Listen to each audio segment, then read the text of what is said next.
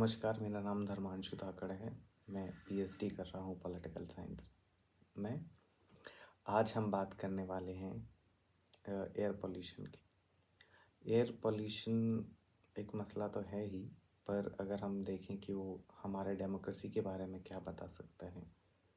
तो वो एक चीज़ जो सबसे पहले मेरे जहन में आ रही है वो ये है कि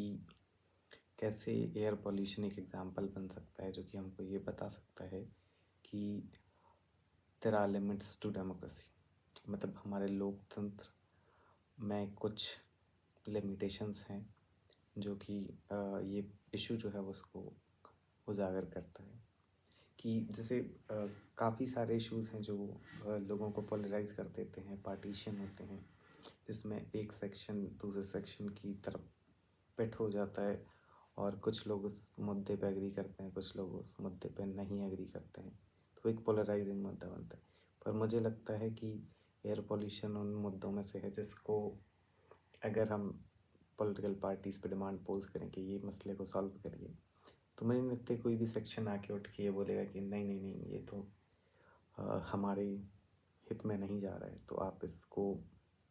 इस इशू पे एक्शन नहीं लीजिए। पर कहीं ना कहीं आप जैसे अभी दिल्ली में ही रिसेंट इलेक्शंस हुए, तो उस टाइम हम देखने को मिलता है कि ये मुद्दा जो है वो मतलब बहुत ज़्यादा उस तरीके से ये तो नहीं कह सकते हैं कि सेंटर में आया था, पर वो ये मुद्दे के बारे में बात हो रहा था, खासकर थोड़ा सा एलीट जो है। क्योंकि अगर हम एक तरीके से देखते हैं कि इंस्टाग्राम और इन सब पे जो भी बड़ा बड़ा सोशल मीडिया प्लेटफॉर्म है जिनके थ्रू हम एक समझ बना रहे हैं कि लोग कैसे सोचते हैं, तो उसमें हाँ थोड़ा सा एक एलीट पॉपुलेशन का जो है वो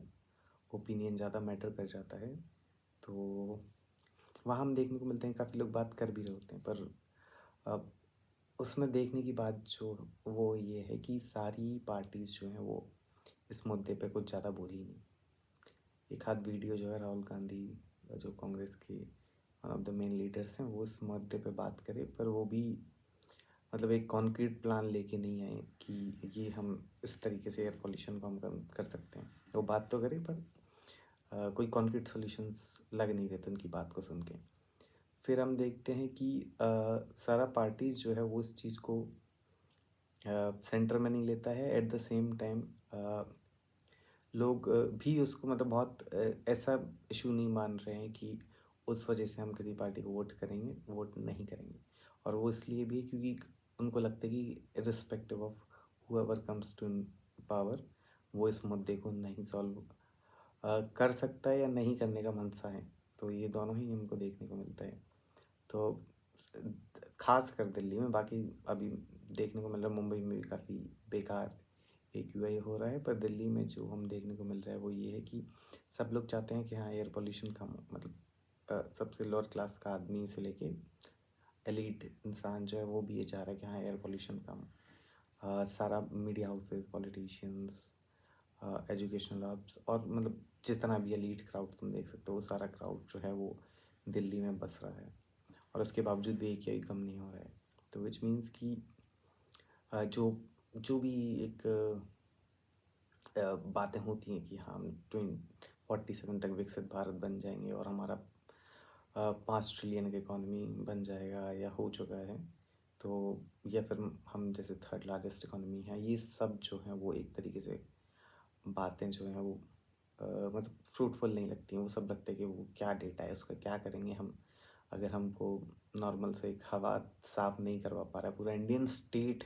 का कॉलोसल फेलियर है। आप देखिए कि हर स्टेट्स में खासकर अर्बन गवर्नेंस का जो मसला है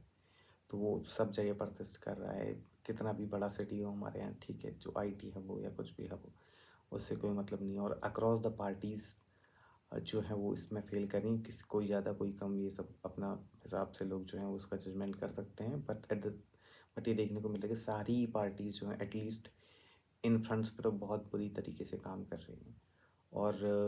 ऐसा लग रहा है कि इंडियन स्टेट है या नहीं है, पता नहीं क्या ही कर रहे हैं लोग। अपने अपने नए नए फिर प्राइवेट हल तलाश रहे हैं। कोई एयर प्योरीफायर लगवा ले रहा है, कोई फिर पैदल ना जाने की मतलब वॉक नहीं कर रहा है, ठीक है, उसको लग रहा है बहुत ज़्यादा ही पॉल्यूशन है। या फिर अलग अलग जो जो भी मतलब आप प्राइवेट वाटर कंज्यूम कर ले रहे हो या जो भी मतलब जिस तरीके का भी मसला है, तो उससे लोग अलग अलग तरीके से जूझ रहे हैं, जिस पे ज़्यादा रिसोर्स है वो अपने तरीके से उससे कोशिश कर रहे हैं। तो इससे ये तो पता चल रहा है कि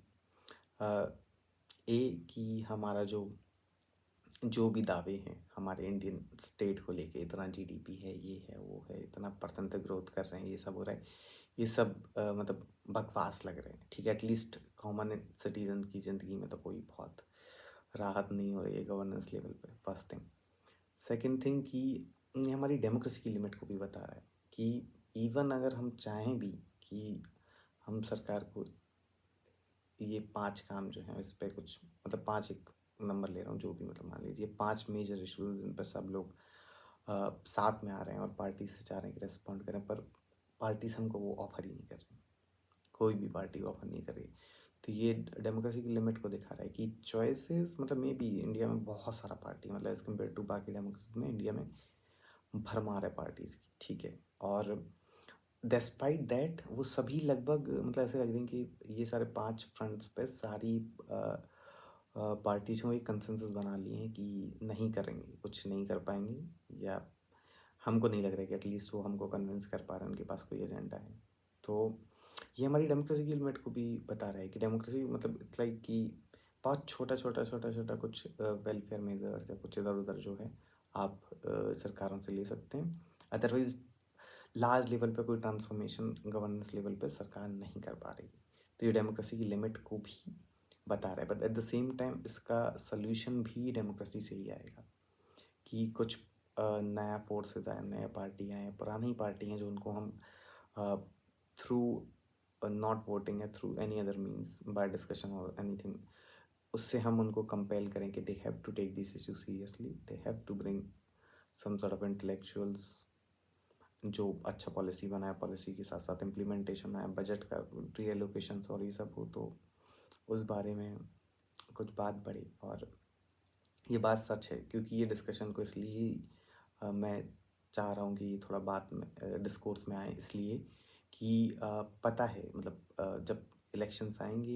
ये इश्यूज़ जो हैं वो नॉन सिग्निफिकेंट हो जाएंगे। मतलब उसको मैं बहुत प्रैग्मेटिक भी मान रहा हूँ, मैं ये भी नहीं कह रहा हूँ कि मुझको ये कंसर्न करता है या कुछ लोगों को कंसर्न करता है, बाकी लोगों को नहीं करता है। मतलब they don't have any convincing rational है ना कि वो करें भी तो क्या करें, कि सारी पार्टी मतलब लगभग इन मसलों पे जो है वो बहुत ही अनकन्विंसिंग सा स्टैंड ले रही हैं। मतलब एक कॉन्फिडेंस ही नहीं आ रहा है वोटर को कि वो किस तरीके से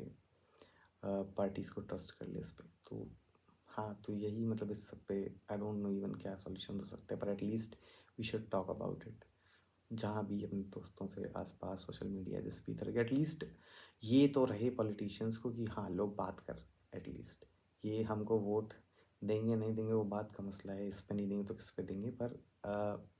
एटलीस्ट ये समझ में आए कि हाँ, एटलीस्ट वी वांट कि कोई आके इन इश्यूज़ को रिज़ॉल्व करे। Thank you.